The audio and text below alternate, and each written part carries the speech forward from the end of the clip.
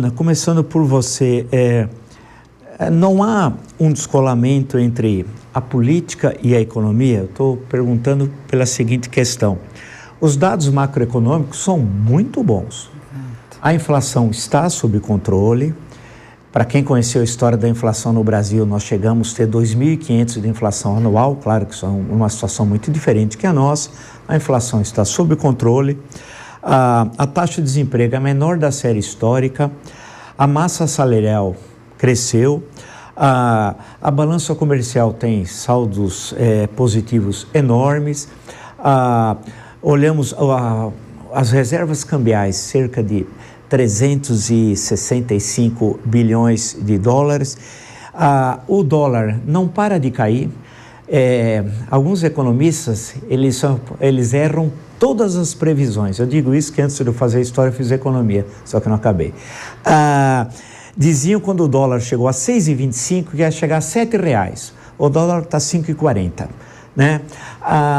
E a Bolsa está alcançando 140 mil pontos. Não é possível, em sã consciência, dizer que no campo macroeconômico a economia está indo mal. Não está.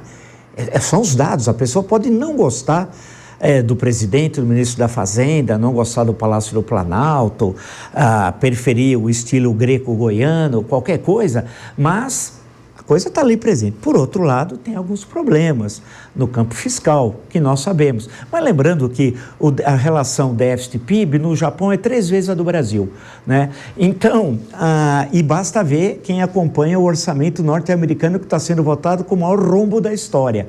E o mesmo que defende o Trump ataca os problemas fiscais do Brasil. Eu digo essa introdução, especialmente a vocês que nos acompanham, para tomar muito cuidado no terreno minado da política.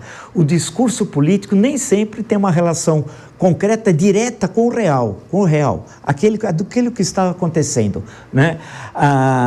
Lembrando um filósofo tcheco, que nem existe mais a Tchecoslováquia, a dialética do concreto. Bem, a questão, portanto, depois dessa longa introdução, Luana, é o seguinte: há um descolamento entre a política e a economia. Como é possível ter uma popularidade tão baixa, a menor da história do Lula 1, Lula 2 e Lula 3, da história, até acho que inferior ao momento de dezembro de 2004, em plena CPMI dos Correios, em que a situação estava dificílima para o Lula, alguns achando que ele não seria nem candidato à reeleição em 2006. Bem, é um descolamento ou não? Ou há eu não gosto dessa expressão da moda, mas existe, há uma narrativa que quer transformar uma realidade econômica que é relativamente boa comparada a outros países em algo ruim, ou há problemas econômicos mesmo e o governo tem problemas políticos. E aí, bem, eu estou abrindo a questão, eu quero saber a opinião de vocês, sempre no sentido do visão crítica, que é da pluralidade. Perfeito, professor. Obrigada pela introdução, porque era justamente o ponto que, a partir da fala do Leonardo, eu queria comentar, porque quando você olha os dados, realmente isso que o senhor trouxe é a realidade. Porém, existe inclusive uma pesquisa da Quest, né, o meu querido amigo professor Felipe Nunes, trazendo essa visão, né, da comparação de PIB e os indicadores econômicos versus a percepção da população em relação a esses indicadores, porque a gente sabe, obviamente, que não é todo eleitorado brasileiro, uma parcela muito pequena que entende esses indicadores e que consegue acompanhar, inclusive visualizar se isso vai ser positivo para ele ou não no médio e longo prazo. Então, a percepção da população, ela caiu 11 pontos, né, nessa pesquisa que eles fazem, comparando a posição da economia em relação aos principais indicadores e a percepção da economia em relação à vivência das pessoas no cotidiano, e ela caiu 11 pontos comparado aos meses anteriores dessa mesma pesquisa. Então, aqui eu atribuo isso. E aqui, inclusive, essa mesma pesquisa da Quest traz muitos dados fundamentando essa percepção de que, para a população, existem vários fatores que são muito mais ligados à política e ao ambiente, né? Essa percepção, como aquele indicador de percepção de segurança versus os indicadores de segurança, né? A sensação de segurança, ela conta muito para a população, mais do que os indicadores. E existem fatores que agravam essa sensação. E no caso da política, a gente teve uma série de episódios. Eu vou acabar essa análise caindo na comunicação, que é um ponto muito importante. Mas antes de chegar nela, a gente tem um entendimento do cenário, né? E da mudança de comportamento, a mudança de perfil do eleitorado, a mudança que aconteceu de Lula 1, 2 para esse governo atual e a forma como o governo conseguiu ler esse cenário. Agora lembrei do programa que nós fizemos juntos, que a gente analisava inclusive esse ponto, professor Paulo.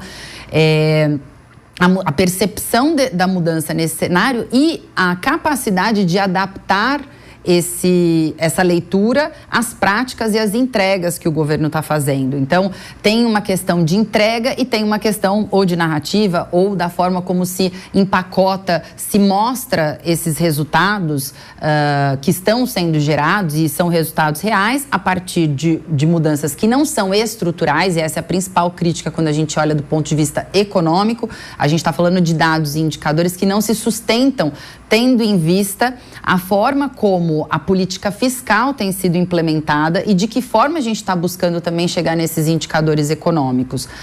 Então, voltando para a percepção da população, existem, por exemplo, no começo desse ano a gente teve impacto no preço dos alimentos, a gente teve a questão de aumento no preço dos combustíveis, né, diesel, gasolina, a gente teve a questão da energia elétrica. Então, para o consumidor, para a população, eleitor, o que ele quer saber aí já pegando aqui dados do meu amigo Renato Meirelles do Instituto Locomotiva, que deu uma entrevista inclusive recente falando isso, né? Para a população, que importa, eu estou conseguindo pagar o meu cartão de crédito, eu estou conseguindo ter mais dinheiro na minha conta, sobrando no final do mês, eu tenho, quantas sacolas eu consigo trazer do supermercado com R$100, com R$200.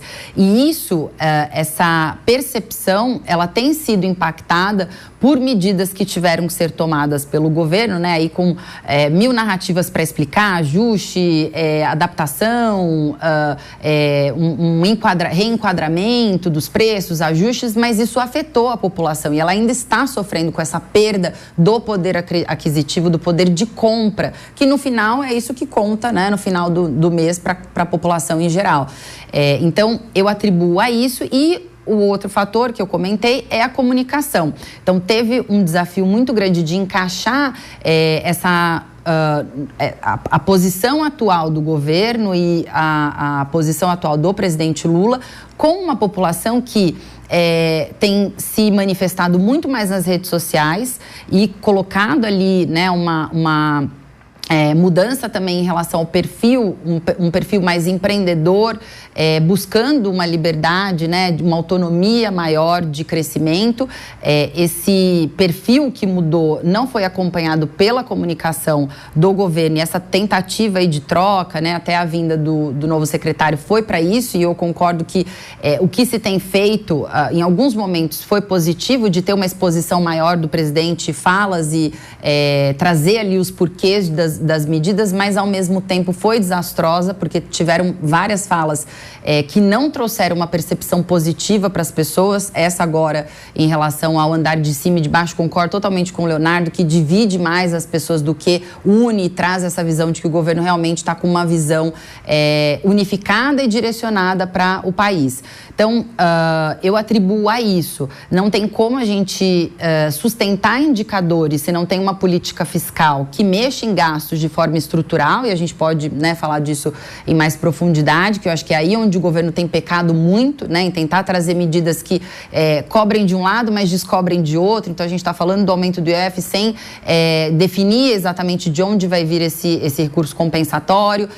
A gente está falando de medidas como a do imposto de renda, que eu acho super positiva, porque a gente tem realmente, né, uma desigualdade, né, desproporcionalidade em relação aos mais ricos e mais pobres em relação ao pagamento de impostos, mas sem mostrar de que forma isso está sendo pensado como uma política estrutural.